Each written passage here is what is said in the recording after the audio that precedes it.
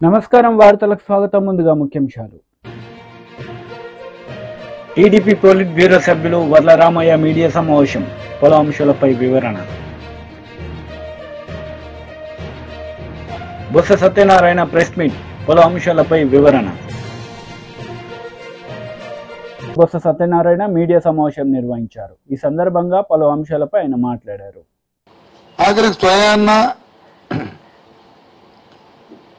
నేను రాజా పార్టీకి రాజీనామా చేస్తున్నట్టు లేఖను కూడా సృష్టించాను. ఎంత దౌర్భాగ్యం, ఎంత దిగజాడుతామో దీన్ని బట్టి తెలుస్తుంది. లేఖ బట్టి తెలుస్తుంది ఏ స్థాయికి తెలుగుదేశం పార్టీ కూటమి దిగజారింది అనడానికి ఇది పరాకాష్ట.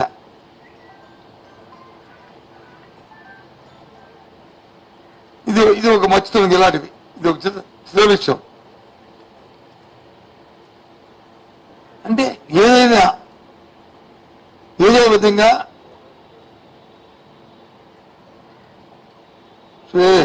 వాళ్ళకి వచ్చిన కుతంత్రాలతో క్షుద్ర రాజకీయాలు చేసి బయటపడాలని ఏం పెడతారు? తెలుగుదేశం పార్టీకి చంద్రబాబుకి ఉన్న చరిత్ర ఈ రాష్ట్ర ప్రజానికి అందరికీ తెలుసు. మాయా, మోసం, దగ. అలాగే రాజశేఖర రెడ్డి గారికి, జగన్మోహన్ రెడ్డికి తెలుసు. ఏదైనా చెప్తుంది చేస్తారు, చేసింది చెప్తారు. రైతు పెట్టేవాడిగా ఉండాలి కానీ చేయి పట్టేవాడిగా ఉండకూడదు, చేయి పెట్టేవాడిగా ఉండాలని నానుడిని విశ్లేషిస్తారు. పేదవాడు కానీ ఉన్నాయంటే వారికి చేయూత ఇవ్వాలి. పేదవాడు పేదవాడిగా ఉండకూడదు. రైతు కూలీగా ఉండకూడదు. వాళ్ళు డాక్టర్, ఇంజనీర్ అవ్వాలి అని నమ్మిన వాళ్ళు.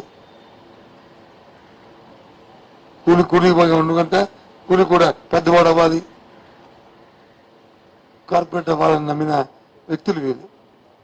ఆ విధంగా నమ్మారు కాబట్టి, ఆ విధమైన మేనిఫెస్టోని ఇచ్చారు కాబట్టి, మా ఏం చెప్పకుండా 5 సంవత్సరాలు మళ్ళీ రిపీట్ చేస్తారని, 5 సంవత్సరాలు నా పరిపాలన నమ్మి మీకు మంచి జరిగితేనే నాకు ఆశీర్వాదం కోరిన నాయకుడు ఈ దేశంలో ఎవరు లేరు, జగన్మోహన్ ఒక్కరే.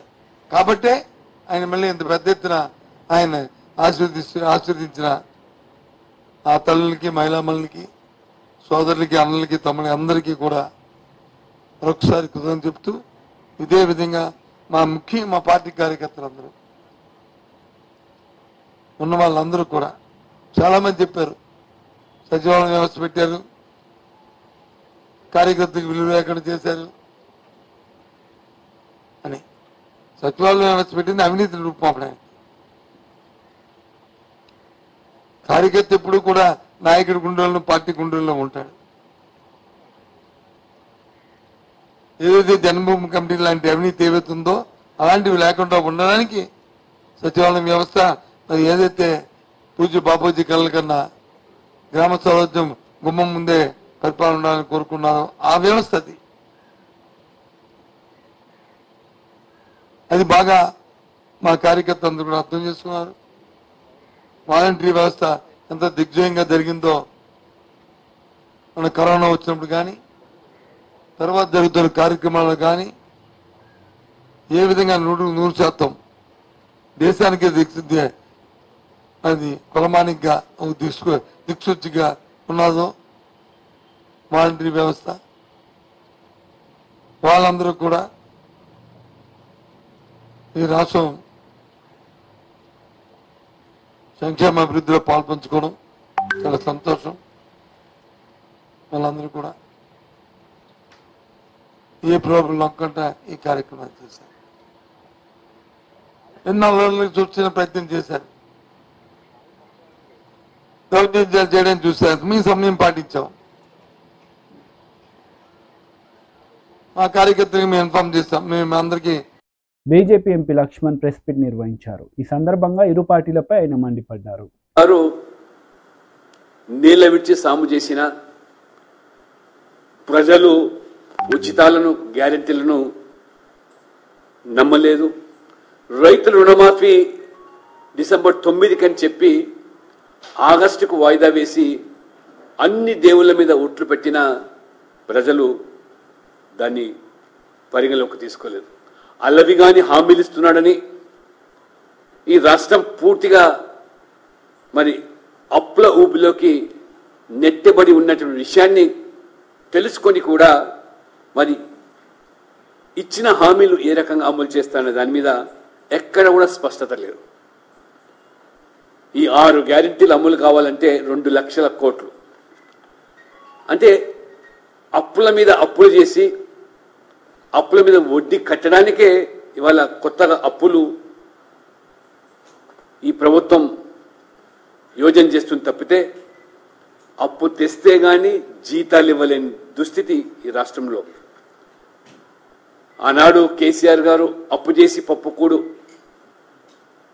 చందంగా వ్యవహరిస్తే ఇప్పుడు రేవంత్ రెడ్డి గారు కూడా అదే బాటలో నడుస్తూ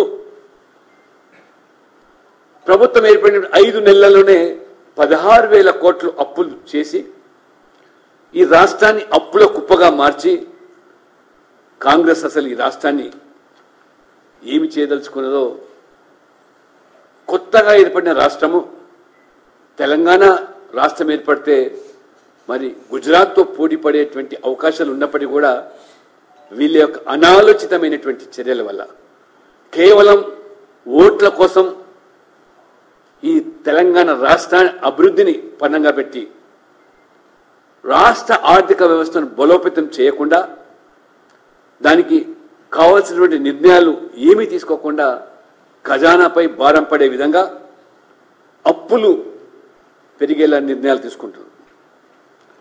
రాష్ట్రాన్ని కాంగ్రెస్ పార్టీ పెను సంక్షోభంలోకి ప్రమాదంలోకి నెట్టబోతా ఉన్నది.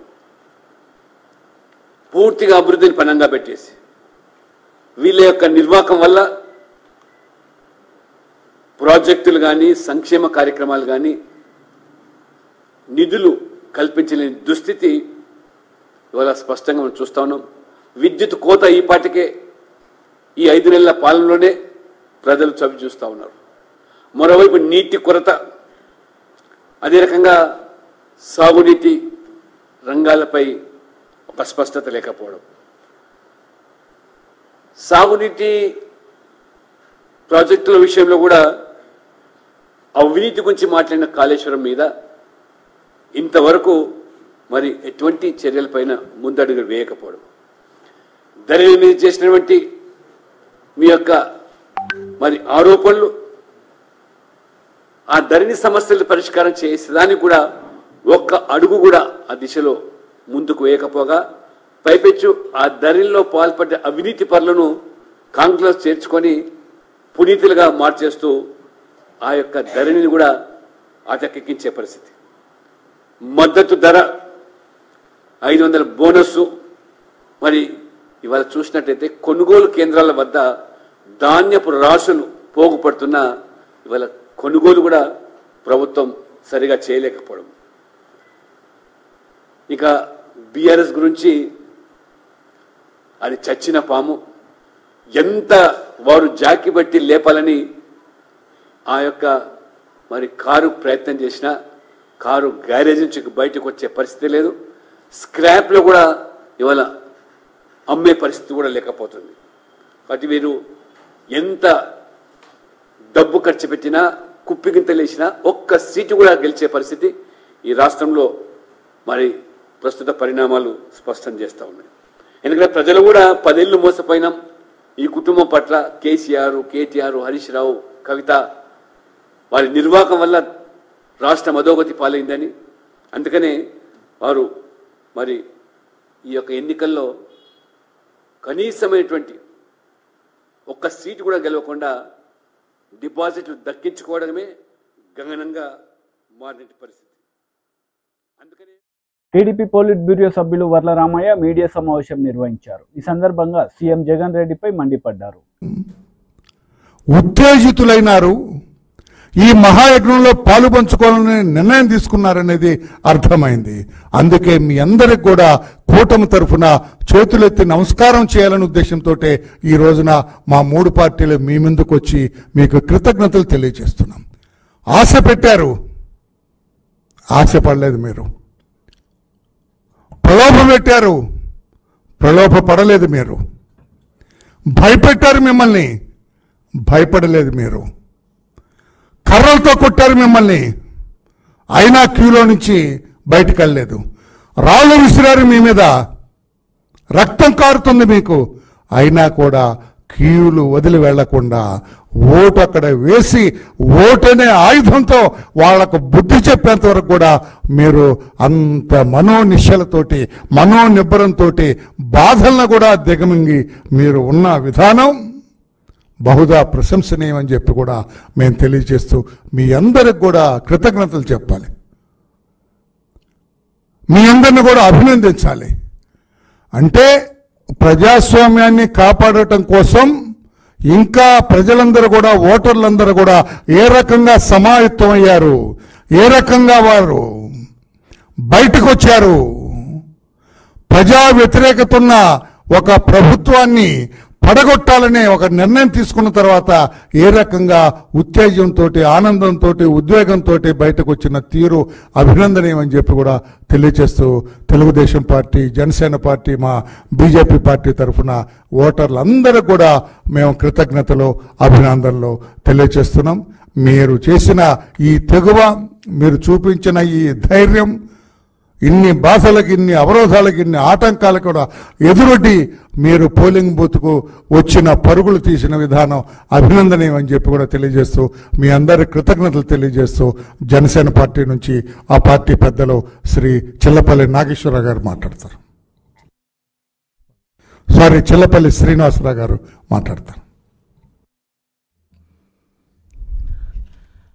ఆంధ్ర రాష్ట్ర ప్రజలందరికీ మా జనసేన పార్టీ తరపున, తెలుగుదేశం పార్టీ తరపున, అలాగే భారతీయ జనతా పార్టీ తరపున ప్రత్యేక కృతజ్ఞతలు, ధన్యవాదాలు తెలుపుతా ఉన్నా. దేనికంటే నిన్న జరిగిన ఎలక్షన్ ఒక మంచికి చెడుకి జరిగిన ఎలక్షన్లో మీరందరూ కూడా మంచి వైపు నిలబడి ఎటువంటి అవాంతరాలు ఎదురైనా కూడా ఎటువంటి ప్రలోభాలకి లోను కాకుండా మీరంతా ధర్మం వైపు నిలబడి మంచి విజయాన్ని సాధించే దిశగా మీరంతా నిలబడినందుకు ప్రత్యేకంగా మీ అందరికీ కూడా ప్రత్యేక ధన్యవాదాలు చెప్తా ఉన్నాం.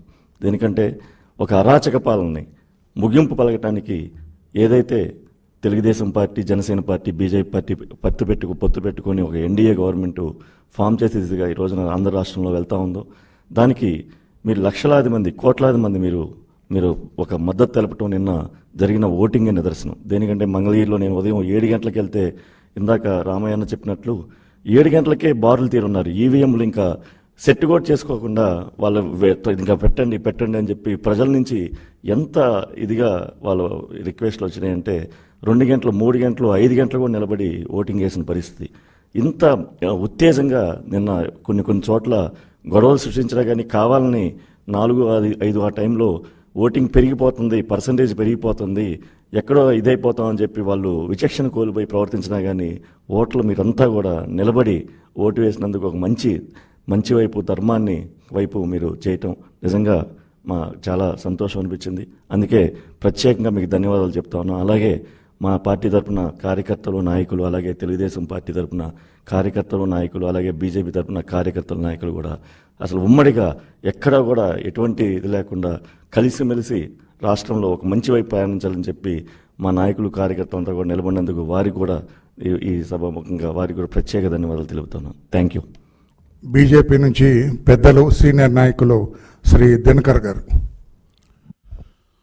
ప్రింట్ అండ్ ఎలక్ట్రానిక్ మీడియా మిత్రులకి నమస్కారాలు తెలియజేస్తూ, నిన్న జరిగినటువంటి ఎన్నికలు, అసెంబ్లీ మరియు పార్లమెంట్ ఎన్నికల్లో యావత్ ఆంధ్రప్రదేశ్లో యువకులు, యువతులు, స్త్రీలు, పురుషులు అన్ని వర్గాలకి చెందిన అన్ని ప్రాంతాల్లో ఉండేటటువంటి ప్రజలందరూ కూడా ఏకోన్ముఖంగా ఉదయం 7 గంటల నుంచి రాత్రి 11-11:30 అయ్యే వరకు కూడా ఎంతో ఓపికతోటి ఈ యొక్క దుష్ట దుహంకార అవినీతి ప్రభుత్వాన్ని నడుపుతున్న జగన్మోహన్ రెడ్డి పాలనకి చరమగీతం పాడాలి అనేటటువంటి ఉద్దేశంతో మొక్కవోని ఆత్మవిశ్వాసంతో ప్రజలందరూ కూడా సజ్జల రామకృష్ణారెడ్డి మీడియా సమావేశం నిర్వహించారు. ఈ సందర్భంగా ఆయన మాట్లాడారు.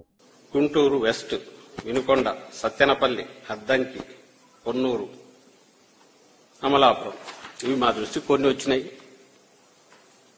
ఈ దాదాపు ఇక్కడంతా కూడా రిగ్గింగ్కు పాల్పడ్డారు.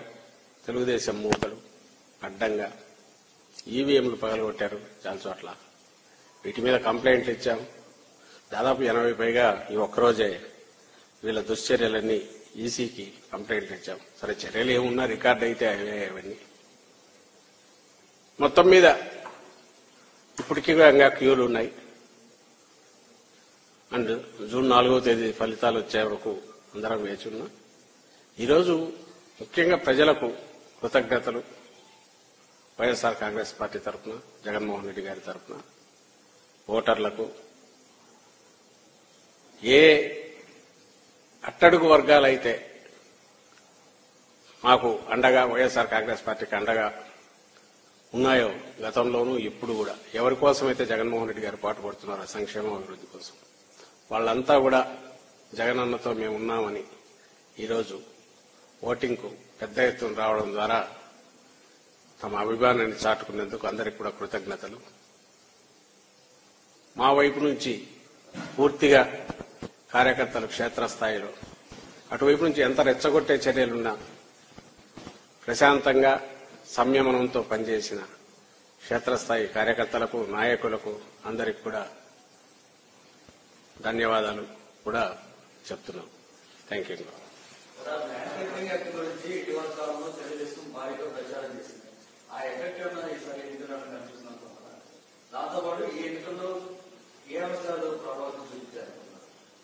ఈ అంశాలు స్పష్టంగా అజెండా జగన్మోహన్ రెడ్డి గారు ఏ రోజైతే సంక్షేమం ద్వారా అభివృద్ధి, ప్రతి పేద కుటుంబం అభివృద్ధి, రాష్ట్రాభివృద్ధి కూడా దారితీస్తుంది అని ఒక యజ్ఞం మొదలు పెట్టారు. ఆ రోజే అజెండా ఫిక్స్ అయిందని మేము అనుకుంటున్నాం. ఆ రోజు నుంచి ఈ రోజు వరకు జరిగినదంతా కూడా దాని కొనసాగింపు. ప్రజలు అదే నిజమైన ప్రజాస్వామ్యంలో అజెండాగా ఉండాలని కూడా భావించారని కూడా ఈ గతంలో కూడా తెలుస్తున్నది. అదే మేము చెప్తూ వచ్చాం. ఇక ల్యాండ్ టైటిలింగ్ యాక్ట్ అది కాదు, ఇంకా చాలా అన్నారు. గొడ్డలు అన్నారు, ఇంకోటి అన్నారు, ఏమో అన్నారు. బహుశా అవన్నీ రేపటి నుంచి ఎక్కడికి పోతాయో. అంటే ఈ అజెండాలో పోటీ పడే శక్తి లేక జగన్మోహన్ రెడ్డి గారు గీసిన గీటు ఏదైతే ఉందో బెంచ్ మార్క్, అక్కడ పోటీ పడే శక్తి గాని ప్రయత్నం చేసే ఆలోచన కూడా లేక, అది అవసరమనిగా భావించని చంద్రబాబు నాయుడు గారు తనంతట తాను కొత్త అజెండా ఏదో గాల్లోంచి క్రియేట్ చేసి అదే దీని కింద కృత్రిమ అజెండాను ఈ ఎన్నికల అజెండాగా చేయాలని చూసినా ఆయన పాచికలు పారలేదు, జనం దానిలో పట్టించుకోలేదని మేము అనుకుంటున్నాం. Thank you.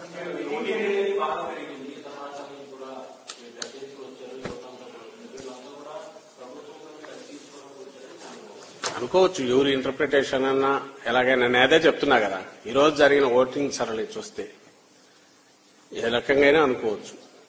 అయితే నేను ఇంతకుముందు అన్నట్టు అక్కడ బాగా అత్యుత్సాహంగా పాల్గొన్న వాళ్ళలో యువత కూడా ఉన్నారు, మహిళలు ఉన్నారు. ముఖ్యంగా పేద వర్గాలన్నీ పూర్తిగా ఉత్సాహంగా గంటల తరబడి నిరీక్షించి కూడా వచ్చారు. ప్రజలు ఉన్నారు. ఈ అజెండా ప్రజల కోసం పనికొచ్చే అజెండా అయినప్పుడు దాన్ని అభిమానించే వాళ్ళు అన్ని వర్గాల్లో ఉంటారు. యువత మాత్రం జగన్మోహన్ రెడ్డి గారిని అభిమానించాలని ఎందుకు అనుకుంటున్నారు? అసలు యువత లేకుండా జగన్మోహన్ రెడ్డి గారిని చూసేదే యువతను ఒక ఐకాన్ లాగా చూస్తారు. వాళ్ళకు అనుకున్నారు యువతలో లేరు, ఇంకోరిలో లేరని. అలాగే వచ్చిన వాళ్ళందరూ మాకే వేసారని ఆయన చంద్రబాబు నాయుడు గారు అనుకున్నా అభ్యంతరంలా. ఎందుకంటే మేము అనుకున్నా, వాళ్ళు అనుకున్నా ఇప్పుడు ఇమ్మీడియట్ చేయగలిగేది ఏం లేదు. జూన్ 4 వరకు వెయిట్ చేయక తప్పదు. కానీ సరళిని చూస్తే మాకు అనిపించింది చెప్పాం. ఈ రోజు మా ఉదయం నుంచి సాయంత్రం వరకు అదంతా అబద్దమని ఆయన అంటే అనుకోవచ్చు. చంద్రబాబు నాయుడు వాళ్ళందరూ ఆయనకే వేశారని అనుకుంటే అనుకోవచ్చు. అంతా జూన్ 4కు తెలిసిపోతుంది కదా, తొందర ఎందుకు? మాకు అనిపించింది మేము చెప్పాము.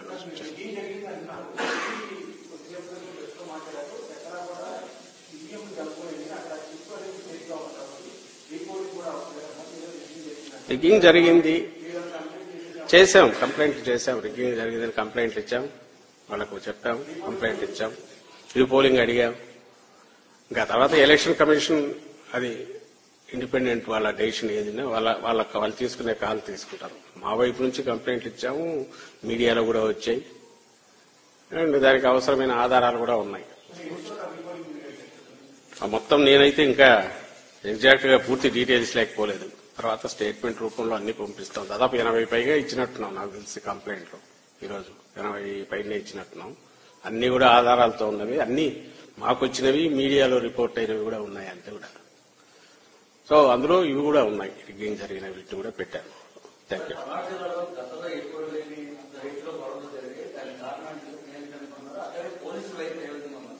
అన్యాయంగా ఉంది. ఈ రోజు కాదు, 2 రోజుల నుంచి వాళ్ళ సినిమా మొదలైంది చూపించడం. 2 days ముందు నుంచి అదే పనిగా కొత్త అబ్జర్వర్ ఎవరో తీసుకొచ్చి పెట్టేస్తున్నారు. ఎక్కడికెక్కడ బదిలీలు మీరు చూసినారు. ఎన్నికల పోలింగ్ ఒక రోజు ముందు అంత అడ్డగోలు బదిలీలు. ఎన్డీఏ కూటమి నేతలు మీడియా సమావేశం నిర్వహించారు. ఈ సందర్భంగా పలు అంశాలపై వారు మాట్లాడారు. అండ్ ముఖ్యంగా ఇవాళ పిఠాపురం ప్రజలందరూ కూడా మీ అందరి తరఫున మనస్ఫూర్తిగా థ్యాంక్స్ చెప్తున్నాం. ప్రత్యక్షంగా మేము అందరం చూసినప్పుడు ఇక్కడ ఓటు ఎలా వేశారంటే ప్రేమతో ఓటు వేశారు. కేవలం మా పవన్ కళ్యాణ్ నిలబెట్టుకోవాలి అనేది ఎక్కువ మంది ఒక ప్రిడామినెంట్గా మాకు వచ్చినటువంటి ఓటింగ్ అది. సో నేను ఆ విషయంలో పిఠాపురం ప్రజలకి మా ప్రెసిడెంట్ గారి తరఫున మనస్ఫూర్తిగా కృతజ్ఞతలు చెప్తున్నాను. ప్రేమతో ఓటేశారు. సో ఆ విధంగా పిఠాపురం ప్రజల యొక్క ప్రేమను మేము ఎలా అయినా సరే వాళ్ళకి ఎంతైనా బాగా చేయాలనేది ఇంకా బాధ్యత పెరిగింది. మేము ఒకటే చెప్తాం, పిఠాపురం ప్రజానికం మమ్మల్ని నిండు మనసుతో మా అధ్యక్షుడు పవన్ కళ్యాణ్ గారిని ఆశీర్వదించారు. సార్ ఎప్పుడైతే ఇక్కడ డిక్లేర్ చేశాడో సార్ యొక్క విజయం ఆ రోజే నిర్ణయం అయిపోయింది. మేము చేసిందంతా ఏంటంటే ఎన్నికల ప్రాసెస్లో దాన్ని చేసాం. మామూలంగా కూడా సార్కి ఏ ఓట్లు వచ్చాయని కానీ సార్ని మేము గెలిపించామని కానీ మేము ఎవరు అనుకోవట్లే. సార్ నిర్ణయం ఆ రోజు ఏ రోజైతే అభ్యర్థిత్వం ప్రకటించారో ఆ రోజే పిఠాపురం నియోజకవర్గంలో ప్రజానీకం అంతా కూడా ఒక నిర్ణయానికి వచ్చేసేస్తారు. అందులో అనుమానం లేదు. ఈ ఎలక్షన్ జరిపించింది కూడా మేము వెనకుండి నడిపించాం. మా నాయకత్వం ముందుంది, లోకల్ నాయకత్వం. అల్టిమేట్గా ఆఖరి రోజున ఎలక్షన్ నడిపించి మాత్రం జన సైనికులండి. ప్రతి బూత్ కమ్మేశారు. ప్రతి బూత్లో కనీసం 60-70 మంది జన సైనికులు ఉన్నారు. పొద్దున్న నుంచి సాయంత్రం నేను 7-8 గంటలకు కూడా బూత్లో తిరిగితే ఒక బూత్లో 70 మంది జన సైనికులు పహారా ఉన్నారు సార్. నిజంగా మా అధ్యక్షులు ఎప్పటి నుంచో ఒకే కోరిక, ఆశ, ఒక నమ్మకం ఉంది ఆయనకి, ఈ జన సైనికులు ఈ పార్టీ నడిపిస్తారని. ఆ రోజు నిన్న మీ నాయకత్వంతో కూడా మా కళ్ళతో చూసాం. వారి శక్తి ముందు మా నాయకత్వంతో కూడా వెరవలబోయాం. నిజంగా కొట్టే అంత బలంగా నిలబడిపోయారు సార్ వాళ్ళంతా. ఇదే కాదు, ఈవేళ మాకు ఉన్న ఆధారం రిపోర్ట్స్ ప్రకారం రాష్ట్రం మొత్తం ఏ బూత్ దగ్గరైనా కూడా జన సైనికుడు అలా నిలబడి పహారా కాశాడండి. ఈవేళ మా అధ్యక్షుడు ఏదైతే ఆశించాడో ఆ కళ నిజంగా సాకారం అయింది. ఏ కూడా పిఠాపురంలో రానంత మెజార్టీ వస్తుందని మేమంతా కూడా ఆశాభావంతో ఉన్నాం. ఈ ప్రాసెస్లో మాకు సహకరించిన జనసేన పార్టీ నాయకులు, జన సైనికులు, తెలుగుదేశం పార్టీ నాయకులు, ముఖ్యంగా మాజీ శాసనసభ్యులు వర్మ గారు వారు అందించిన సహకారం, అదేవిధంగా బీజేపీ నాయకులు వారి కార్యకర్తలు అందించిన సహకారం మేము మరవలేనిది. అదేవిధంగా పత్రికా ముఖంగా కూడా మీరంతా కూడా మాకు అందించినటువంటి ఈ సహకారం మేము మరవలేనిది. ప్రింట్ అండ్ ఎలక్ట్రానిక్ మీడియా వారందరికీ కూడా మనస్ఫూర్తిగా కృతజ్ఞతలు తెలుపుకుంటున్నామండి. ఎందుకంటే పవన్ కళ్యాణ్ గారు ఎప్పుడైతే పిఠాపురం నియోజకవర్గం నుంచి పోటీ చేస్తామని చెప్పి అనౌన్స్ చేశారో అప్పటి నుంచి పోలింగ్ కంప్లీట్ అయ్యేంత వరకు కూడా మీరందరూ కూడా మా అందరికీ ఇచ్చినటువంటి సహకారం మరవలేనిది. పత్రికా ముఖంగా మీ అందరికీ కూడా మరొకసారి కృతజ్ఞతలు తెలుపుకుంటున్నాము. ఇక్కడ పిఠాపురంలో ఉన్నటువంటి ప్రతి వ్యక్తి మీద ఆయన నమ్మకం ఉంచి నన్ను మీరు గెలిపిస్తారా అనేటువంటి నమ్మకంతో ఆయన రాష్ట్రం అంతా ప్రచారం కొనసాగించారు. అదే నమ్మకాన్ని ఈ రోజున జన సైనికులు, పిఠాపురంలో ఉన్నటువంటి జన సైనికులు అందరూ కూడా నిలబెట్టుకున్నారంటే దీన్ని మేము చాలా గర్వంగా భావిస్తున్నాం. రేపు ఫ్యూచర్ లో పిఠాపురం నియోజకవర్గాన్ని ఒక ఐకానిక్ నియోజకవర్గంగా పవన్ కళ్యాణ్ గారు చూపించబోతున్నారు. పవన్ కళ్యాణ్ గారు పిఠాపురం నియోజకవర్గాన్ని ఏ విధంగా అభివృద్ధి చేస్తారనేది రాష్ట్రం అంతా కాదండి, దేశ వ్యాప్తంగా కూడా గమనిస్తూ ఉంటుంది. కాబట్టి ఈ రోజున రేపన్న రోజున పిఠాపురం నియోజకవర్గం అనేది ఒక ఐకానిక్ నియోజకవర్గంగా నిలబడుతుందనడంలో ఏ సందేహం లేదు. నిన్న పరిపూర్ణంగా పిఠాపురంలో ఉన్నటువంటి ప్రతి ఒక్క ఓటర్ మహాశయులు పొద్దున్నే 6 గంటల నుంచి క్యూ లైన్ లో ఉండి రాత్రి 11 గంటల దాకా ప్రతి ఒక్కరు వారి అమూల్యమైన ఓటు జనసేన పార్టీకి ఇక్కడ ఎమ్మెల్యే అభ్యర్థి పవన్ కళ్యాణ్ సార్, అదే మాదిరిగా ఎంపీ అభ్యర్థి అయినటువంటి ఉదయ్ శ్రీనివాస్ గారు గారికి మొత్తం ఒక మంచి పర్సెంటేజ్ ఆఫ్ ఓట్స్ దాంట్లో వేయడం జరిగింది అని మేము భావిస్తున్నాము. ఇక్కడ ఒక 45 రోజుల నుంచి ఉన్నప్పుడు మమ్మల్ని ఈ లోకల్ ఏదైతే లీడర్స్ ఉన్నారో, క్యాడర్ ఉన్నారో, జన సైనికులు కానీ, వీర మహిళలు కానీ, మేము వేరే ఊరు నుంచి వచ్చి ఇక్కడ ఒక నాయకత్వం రోల్ కాకపోయినా ఒక గైడెన్స్ ఇచ్చే రోల్లో తీసుకున్నప్పుడు మమ్మల్ని వాళ్ళు ఇనిషియల్గా కొంచెం రెసిస్టెన్స్ ఉన్నా అర్థం చేసుకున్న తర్వాత చాలా బాగా కోఆపరేట్ చేసి ఇవాళ మేము ఎంత కలిసిపోయినా ఉంటే ప్రతి ఒక్కరూ మమ్మల్ని మా ఇంటికి పోయినానికి వచ్చి కానీ పోవడానికి లేదు సార్ అనే లెవెల్కి ఇక్కడ లోకల్. వార్తలు ముగించే ముందు ముఖ్యాంశాలు మరోసారి.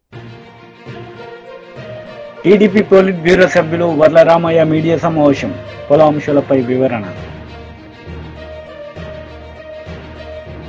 బొత్స సత్యనారాయణ ప్రెస్ మీట్, పలు అంశాలపై వివరణ. ఈ వార్తలు ఇంతటితో సమాప్తం. తిరిగి ప్రసారమయ్యే వార్తల్లో మళ్ళీ కలుద్దాం. అంతవరకు సెలవు. నమస్తే.